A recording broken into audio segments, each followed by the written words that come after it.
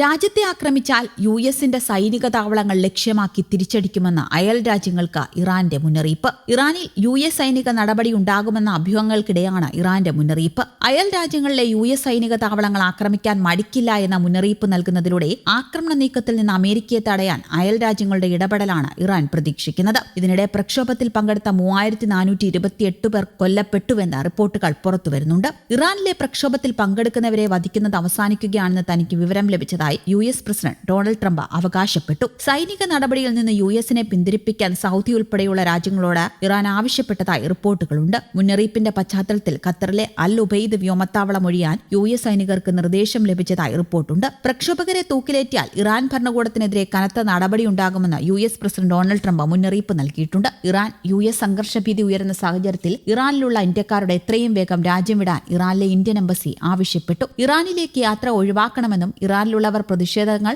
നടക്കുന്ന സ്ഥലങ്ങൾ ഒഴിവാക്കണമെന്നും ഇന്ത്യൻ എംബസിയുമായി ബന്ധം പുലർത്തണമെന്നും നിർദ്ദേശമുണ്ട്. ഇറ്റലി, സ്പെയിൻ, പോളണ്ട് എന്നീ രാജ്യങ്ങളുടെ പൗരന്മാരോട് അടിയന്തരമായി രാജ്യം വിടാനും ആവശ്യപ്പെട്ടിട്ടുണ്ട്. അതിനിടെ പ്രക്ഷോഭം കത്തിപ്പടരുന്ന ഇറാനിൽ മരണം കൂടുകയാണ്. ഭരണകൂടം ഏർപ്പെടുത്തിയ നിയന്ത്രണങ്ങളിൽ നേരിയ ഇളവ് പ്രഖ്യാപിച്ചും മൊബൈൽ ഫോണിൽ നിന്ന് വിദേശത്തേക്ക് വിളിക്കാൻ അനുമതിയായെങ്കിലും ഇന്റർനെറ്റ് നിയന്ത്രണം നീക്കിയിട്ടില്ല. മെസ്സേജ് അയക്കാനും പറ്റില്ല. വിദേശത്തേക്ക് വിളിക്കാമെങ്കിലും പുറത്തുള്ളവർക്ക് ഇറാനിലേക്ക് വിളിക്കാനാകില്ല. ഇന്റർനെറ്റിൽ രാജ്യത്തിന് പുറത്തുള്ളതൊന്നും ലഭ്യമല്ല. കൂടുതൽ ഇളവുകൾ ഉണ്ടാകുമോ എന്ന കാര്യം വ്യക്തമല്ല. അതേസമയം ഇറാനെതിരായ യുഎസ് ഭീഷണി തുടരുകയാണ്. പ്രക്ഷോഭകാരികൾക്കെതിരായ നടപടി ഇറാൻ അവസാനിപ്പിക്കണമെന്നാവശ്യപ്പെട്ട German chancellor Friedrich Merz Iran സർക്കാർ അതിന്റെ അവസാന ദിനങ്ങളിലാണെന്ന് അദ്ദേഹം പറഞ്ഞു. കഴിഞ്ഞ 5 ദിവസമായി തെഹ്റാനിലെ ജനങ്ങൾ ഒറ്റപ്പെട്ട നിലയിലാണെന്നും സ്ഥലവാസിയായ ഒരാൾ അസോസിയേറ്റഡ് പ്രസിനോട് പറഞ്ഞു. നഗരത്തിൽ കനത്ത സുരക്ഷയാണ്. കവചിത വാഹനങ്ങളും ആയുധങ്ങളുമായി പോലീസ് റോന്തു ചുറ്റുന്നു. സാധാരണ വേഷത്തിലും സുരക്ഷാ ഉദ്യോഗസ്ഥർ കാര്യങ്ങൾ നിരീക്ഷിക്കുന്നുണ്ട്. പല ബാങ്കുകളും സർക്കാർ ഓഫീസുകളും പ്രക്ഷോഭകാരികൾ കത്തിച്ചു. എടിഎമ്മുകൾ തകർത്തു. ഇന്റർനെറ്റ് സേവനം തടസ്സപ്പെട്ടത് ബാങ്കുകളുടെ പ്രവർത്തനത്തെയും ബാധിച്ചു. കടകൾ തുറന്നിട്ടുണ്ട്. പ്രക്ഷോഭം ഉൾപ്പെടെയുള്ള കാര്യങ്ങളിൽ അമേരിക്കയുമായി ചർച്ച നടക്കുന്നതായി ഇറാൻ വിദേശകാര്യമന്ത്രി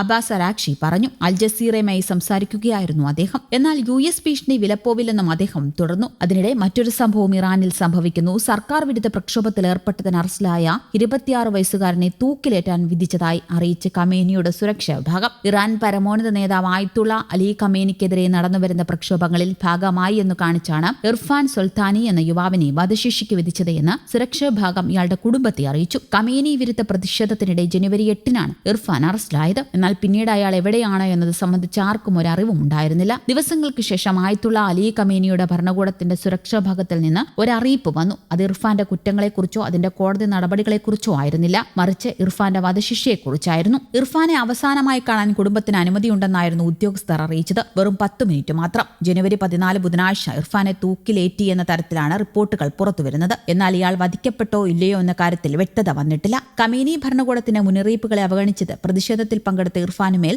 ദൈവത്തോടുള്ള ശത്രുത എന്ന കുറ്റമാണ് ചുമത്തപ്പെട്ടത്. തൂക്കിലേറ്റപ്പെട്ടിട്ടുണ്ടെങ്കിൽ രാജ്യവ്യാപകമായി നടക്കുന്ന ഖമേനി വിരുദ്ധ പ്രക്ഷോഭങ്ങളുമായി ബന്ധപ്പെട്ട് നടക്കുന്ന ആദ്യത്തെ വധശിക്ഷയാകും ഇത്. ഇർഫാന്റെ കുടുംബത്തോട് ഇക്കാര്യം സംബന്ധിച്ച് ആരോടും സംസാരിക്കരുതെന്ന് അധികൃതർ മുന്നറിയിപ്പ് നൽകിയിട്ടുണ്ട്. അങ്ങനെ ചെയ്താൽ കൂടുതൽ കുടുംബാംഗങ്ങളെ അറസ്റ്റ് ചെയ്യുമെന്നും അധികാരികൾ ഭീഷണിപ്പെടുത്തിയതായി അവർ പറയുന്നു. കടുത്ത ഭീതിയിലാണ് ഇയാളുടെ കുടുംബം ഇപ്പോൾ കഴിയുന്നത് എന്നാണ് മനുഷ്യാവകാശ പ്രവർത്തകരും പറയുന്നത്.